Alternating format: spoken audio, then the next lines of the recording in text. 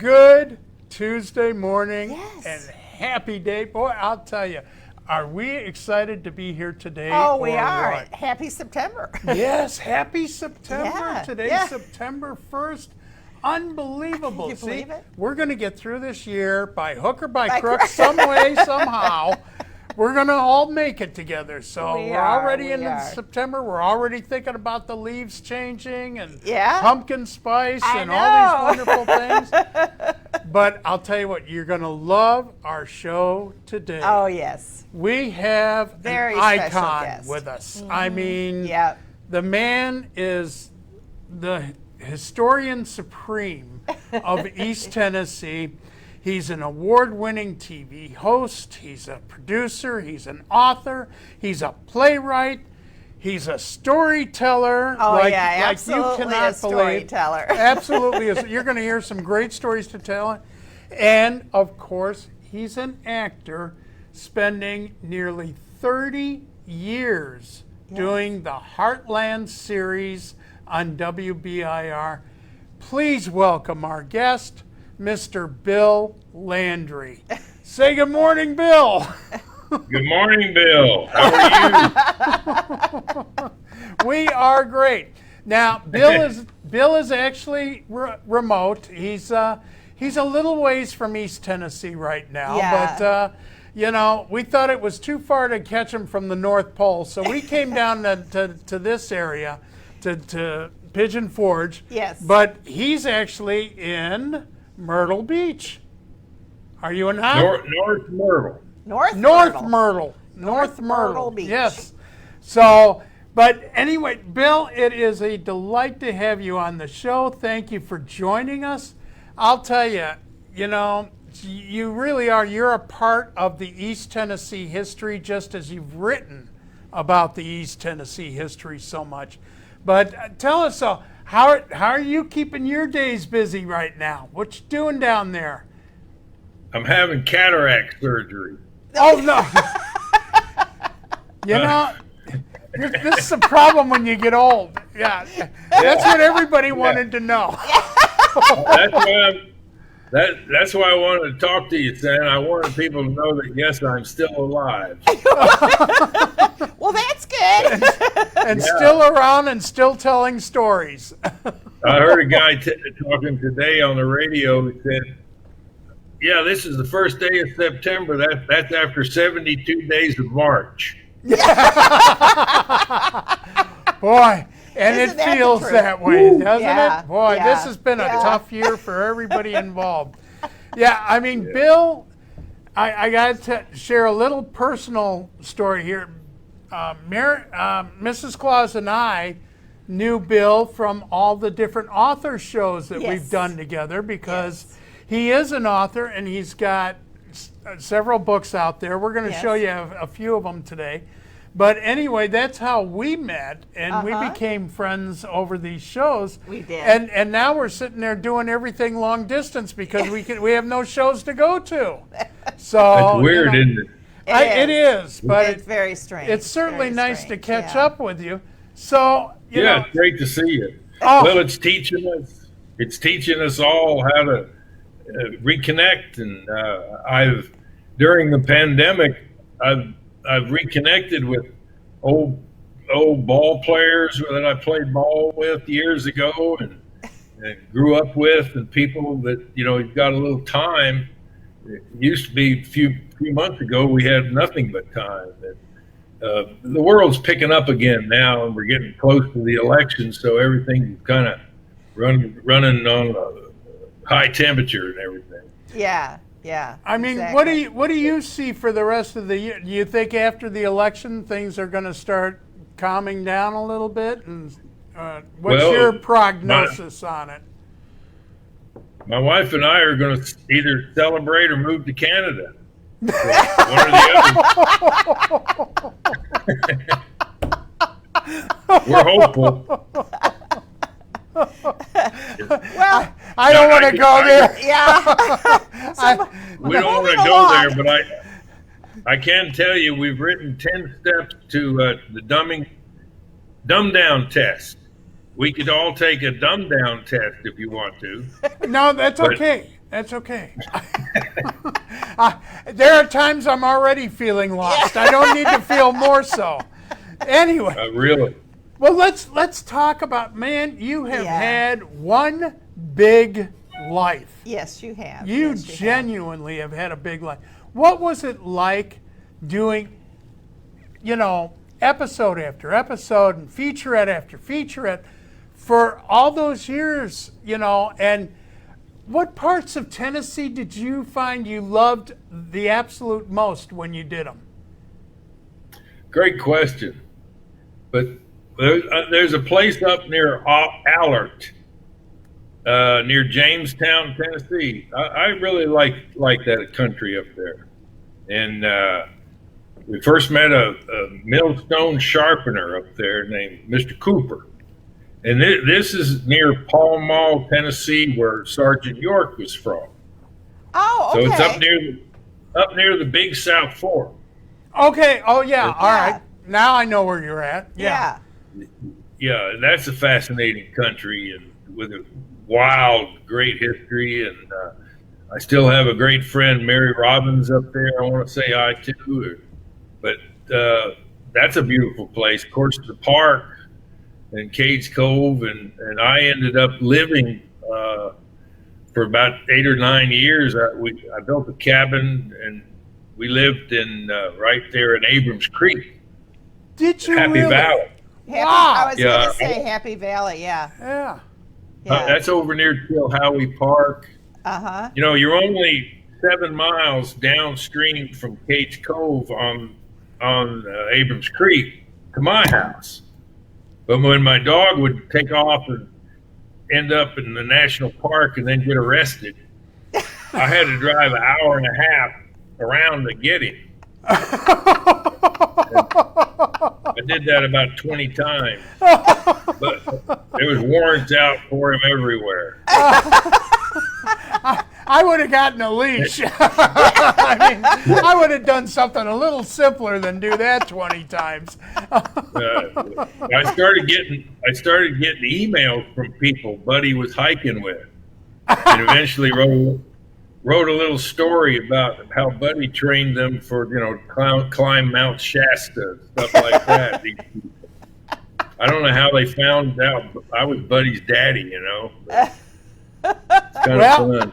And that's what spawned the book, Buddy, the Dog of the Smoky Mountains. So yeah, and that came the book first. I wrote that story because I had really nice emails from people in Oregon that had met Buddy, and he kept getting picked up, and people would see a dog and pick him up, take him home, and finally we put a collar on him that said Buddy knows his way home. And because I'd have to drive to Knoxville, and girl would get out of the car crying. She said, "We love Buddy. We want to keep him. We love Buddy." I say, "Buddy's my dog." Yeah, prove it. I found him in the Smokies. Prove it. That's right. And My own fault. You mentioned briefly, back in the day when, basically when Tennessee was the West. And actually, you even came out with a book on that called Tennessee, when the West was Tennessee. And this is just a phenomenal book. It's got so many wonderful things of, different histories and It's different things that took place. Yeah. You wouldn't have any idea took place in Tennessee, in East Tennessee. Bill, why don't you give us a couple stories from this particular book that we love? Two of my favorite all-time stories are in that book because they're such a sort of epic journeys. One was the first exploration into Tennessee by a lieutenant in the British Army before there was a Tennessee, Lieutenant Henry Timberlake, who came into Kingsport, came down the river, came up the Little T to the Indian country there, where Sequoia Birthplace Museum is, Yeah. and there was that's the Overhill country. There was 10, 14 villages along from, today it's Fort Loudon Dam to the Chilhowie Mountains, and that's with the Overhill country. There's really, people think the Cherokee were, in North Carolina, but they certainly were, but they really controlled everything from Columbia, South Carolina to almost Nashville. Wow.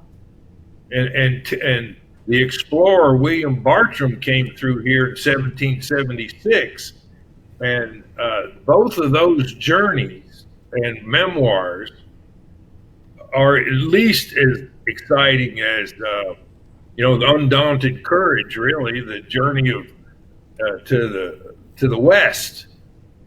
Let's see, who was that? Undaunted Courage, Lewis and Clark expedition.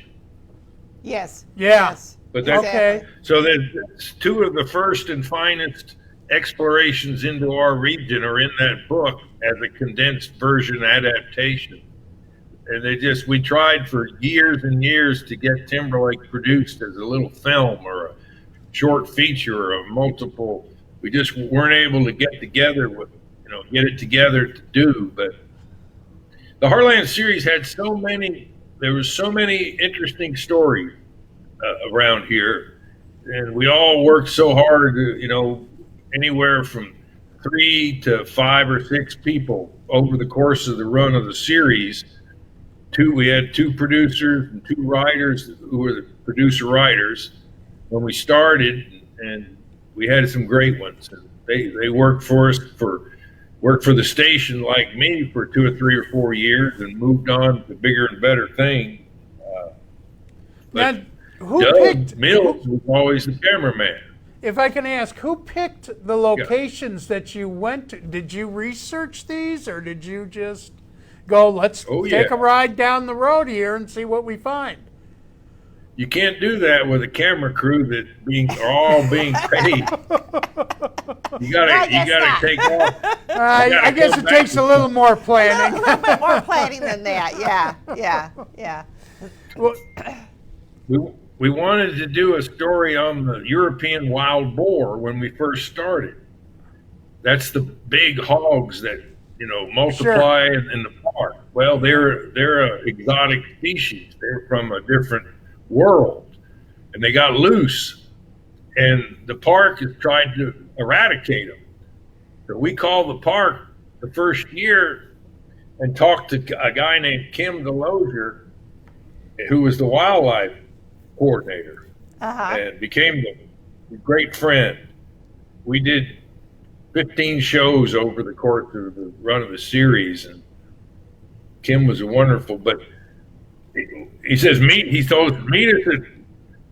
at 9 o'clock at Morton's Overlook, about 4,000 feet, and we'll walk out the side of the trail there and take some pictures of some hogs. And we didn't know any better, so we met him there, and we didn't even bring a flashlight. And we hiked 4 miles down a ice trail till 2 a.m. and it sounded like a Chinese, paper drive or something. He said, look, you guys, we're not going to see anything. Let me go ahead. When he took the flashlight. So he went on ahead, and we were wandering through the woods there in the dark, carrying camera gear and tennis shoes. We didn't know anything. And he got behind a big hemlock tree and went, Oh no! And everybody dropped all the gear and took off. It was terrible. So we got back home at 2 o'clock or 3 o'clock and got up and went to work. And at about 9 o'clock, he calls up and said, "You still looking for some wild boar pictures?" And we said, "Yeah, why? We didn't want to do that again." He said, "Well, we'll come up to the park here. We got a big male boar in there with about 7 tusks on him. He's a huge animal. Come on up, take some pictures." And Doug and I were on our way up there to do that. And we kind of wondered that, that boar was in that pen yesterday too. That's the way it started. That Yeah. first year was like that. And it went on from there. Yes. Well, and you pointed this out to us, and I gotta read before the show. Bill said, if you want to know what this book is about, when the West was Tennessee, he said, start here. And if you don't mind, I'm going to read this quote real quick. Yeah. And it's adapted from B.A. Botkin's A Treasury of Southern Folklore. And it says, quote, "And all the time, there he was playing his tricks, making a way out of no way, of hitting a straight lick with a crooked stick, winning the jackpot with no other stake but a laugh, fighting a mighty battle without outside showing force, and winning his war from within." What a great way to start a book. I mean, that's incredible. Well, that's Crockett, I like too. the title, Irrepressible Cussedness. How could a penniless, poor little farmer from East Tennessee grow up to become king of the wild frontier? How indeed. Yeah, and really, I mean, isn't that the truth? Yeah. Just unbelievable. Well, I'll tell you what, Bill, we're going to take a quick break. Yep. And then we're going to, get a couple words from our sponsors. And then we're going to come right back. And then we're going to talk about telling it for the truth. So, and a few other stories of Bill Landry. So stay with us.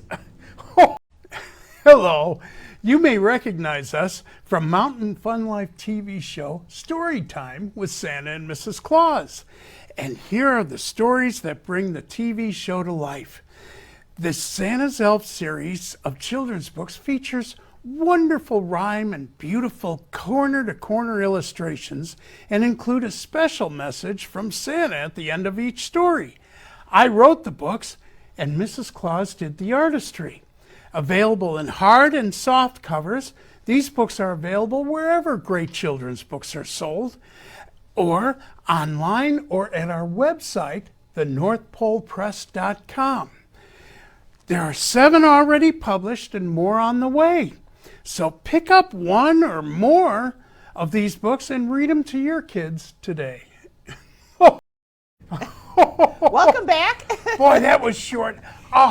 So much to cover, so many things to talk about. I but know. One of the things that we want to talk about is, like we said, Bill's got some great books. Why don't you tell them where we can find some of Bill's books around here in the Smokies? Well, yeah. As Bill mentioned earlier, and this is one of the things we want to definitely tell everybody about Bill, is that his books are available. We're going to talk about Telling It for the Truth, and then When the West Was Tennessee, which is the one I have here. But they're available at the Heritage Center in Townsend, which is close to us right now, and at the National Park. And then if you're in Knoxville, at the Union Avenue bookstore, and of course on Amazon, you can also get his books there. Bill is one of those people. If you look him, if you Google him, you'll find him. He's out there. He's everywhere. Up, I see him. TheBillLandry.com. I'm sorry. Could you say that again, Bill? I said the best place. Actually, Celtic Cat doesn't sell my books anymore. Oh, I apologize. And that's okay. TheBillLandry.com. The Bill Landry. Okay. The Bill Landry. There was a lot of Bill Landry. Just because but I've been hoodwinked and invaded webwise. And it's hard to find who the real guy is. So we now know it's the Bill Landry. The Bill Landry. .com. Yes. Okay. That's what. Very cool. And until my son comes back and stays about 3 days to fix up my websites, that's the best I got right now. Okay. No, that's good. That's good. And then, as Mary said, he's also available at a lot of the stores up and down the Smoky Mountains around here. So, I'm sorry. Go ahead. Well, no, I was just going to say, so let's talk a little bit about your other book, Telling It for the Truth. So what's that about? The title, the best storyteller I ever heard was Ray Hicks. You know, he lived in Boone, North Carolina, and he'd tell these amazing tales. He had the oldest, purest old accent in America. And I'd say, Ray, is that true? He said, well, no, but I told it for the truth. You know, and you hear somebody said if they told it for the truth, you know something good is usually coming. And so, you know, a good story will be told and told again. That's kind of how these are the first, you know, bigger stories that were too big for my first book, and I'm glad I did them. But some of them are biographical, and some of them are adventures that really happened. A couple of the stories, like the Spartans of Ray County, are just wonderful, and like Charlie Garland's stove. You know, the strongest guy who ever lived was a guy named Charlie Garland in Cates Cove. In Cates Cove, I remember that. Yeah. And he carried that stove. He was only like 6 feet and weighed about 190, but he could carry 5 bushels of corn 3 miles up a mountain. That's 72 pounds a bushel. So that's 350 pounds. Charlie Garland goes to Maryville to get a step stove. And the guy says, okay, Charlie, bring your wagon around back. And he said, I ain't got no wagon. He said, how you going to get it back to the cove? And he said, I'm going to carry it. He said, you're not carrying this stove that weighs 217 pounds. He said, yeah, I can carry that. And the guy says, if you carry it all the way back to the cove 17 miles without putting it down, I'll just give it to you. Throw it in these pots and pans. So he did. He leaned against a tree twice, and the guy sent from Maryville, Caldwell hardware store, he sent a man on horseback to make sure he didn't cheat. And Charlie carried that stove from Maryville down Wilkerson Pike and through Piney Level and over Butterfly Gap and across Hess's Creek, and never put that stove down about 1903. And we wanted to do that story. And when we first started, Mr. Abbott told us that story in 1984. And about 15 years later, we met a prop mistress at the Clarence Brown Theater who made us a balsam stove that somebody could carry. We didn't have anybody for 20 years that could carry that stove around all day. I believe that. Yeah.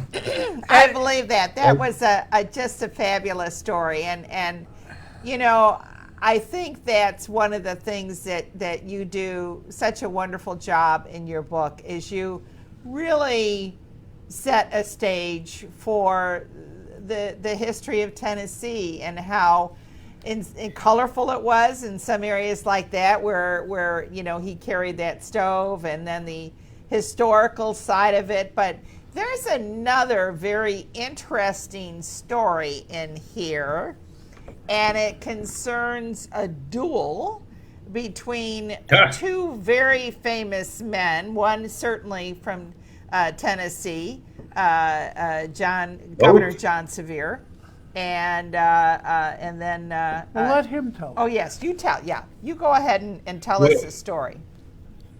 Well, they hated each other. And who was they?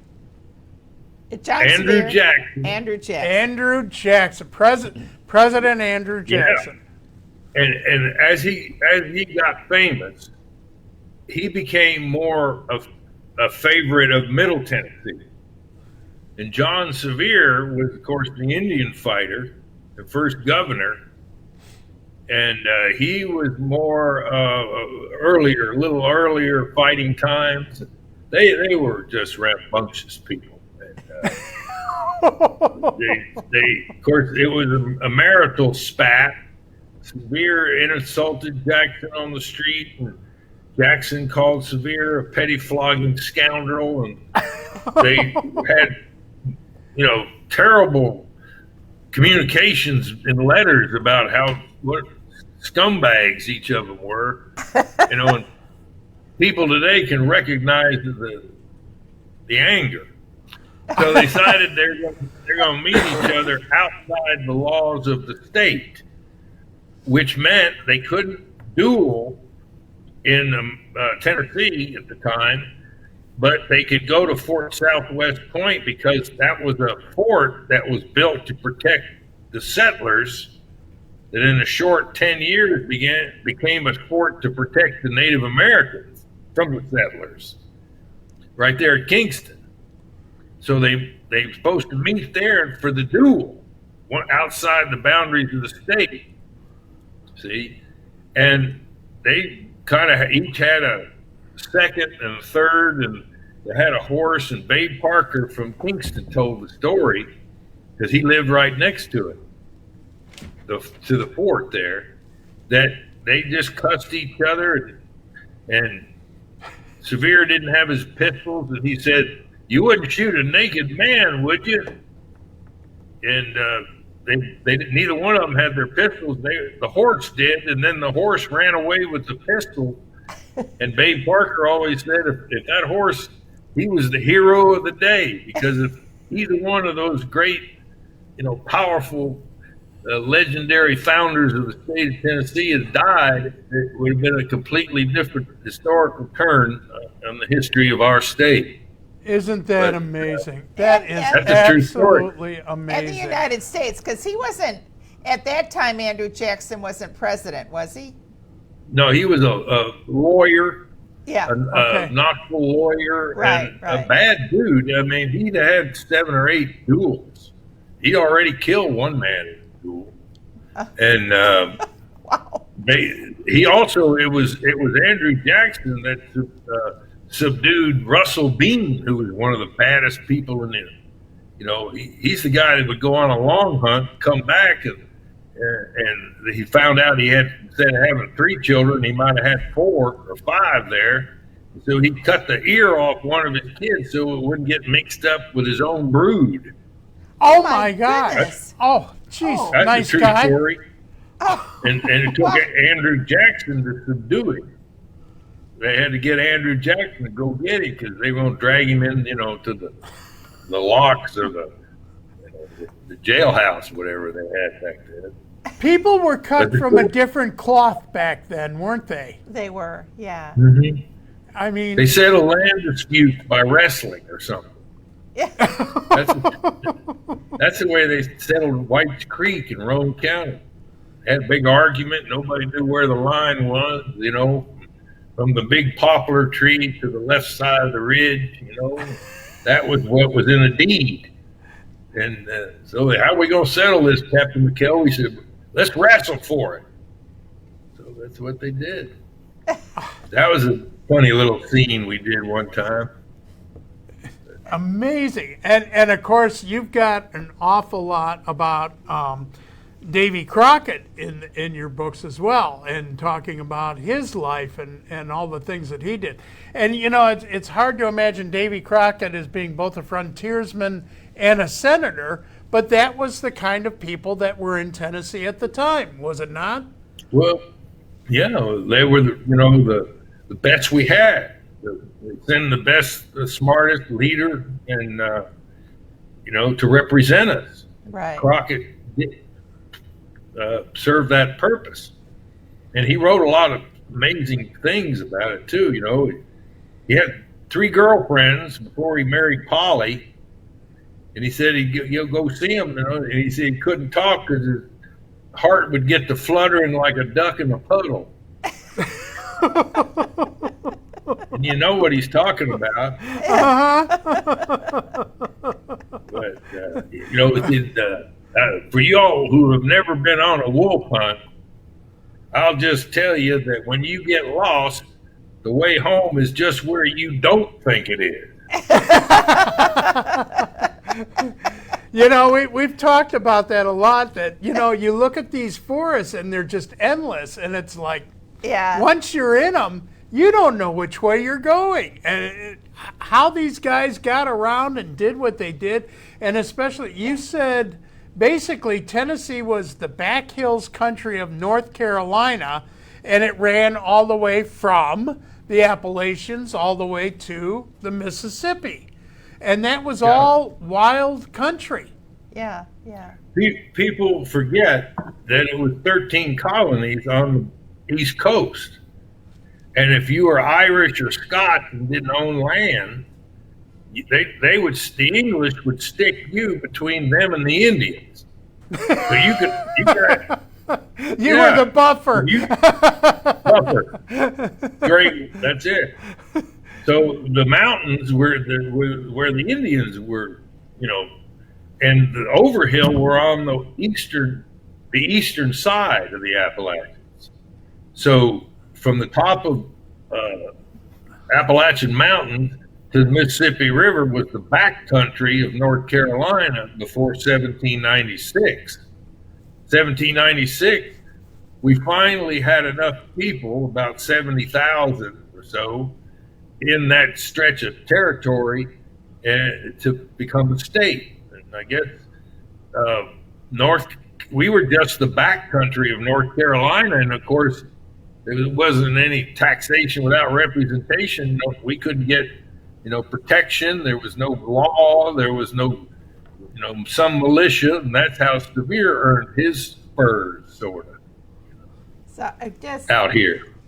You know, and you're right. I mean, so much, you know, history just right here in Tennessee, and Bill, you've done just a fabulous job to showcase that in your books, and in the Heartland series. I know a lot of that too was you know, you focused on some places and people that played an integral part of the development of Tennessee. So just a wonderful thing. Thank you.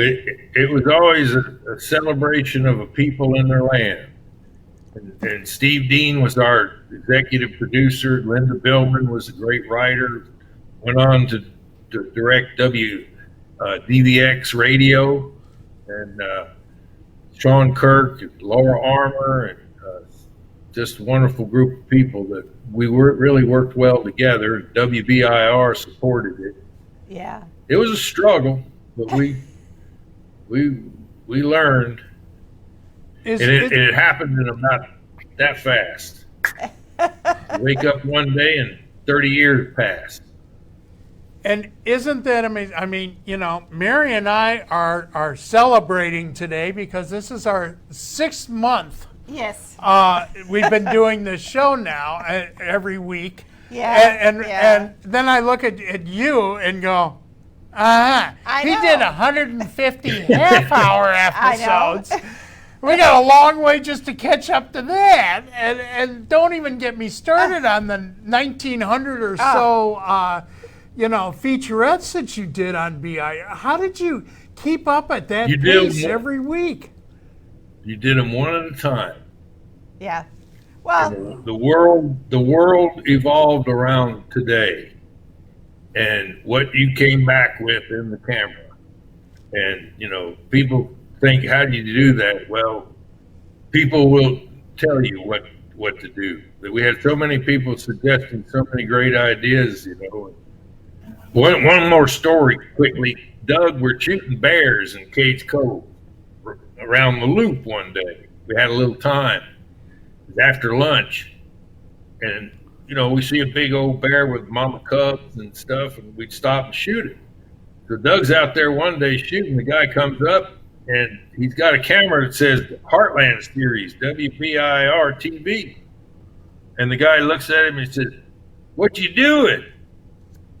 You know, well, what do you think he's doing? You know, he's got a camera, he's taking pictures.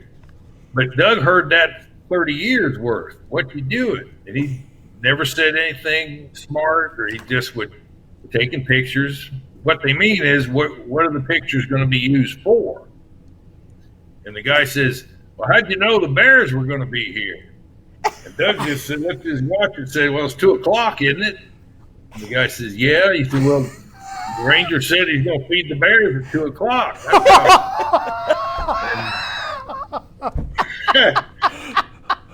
And I guarantee you they believed him.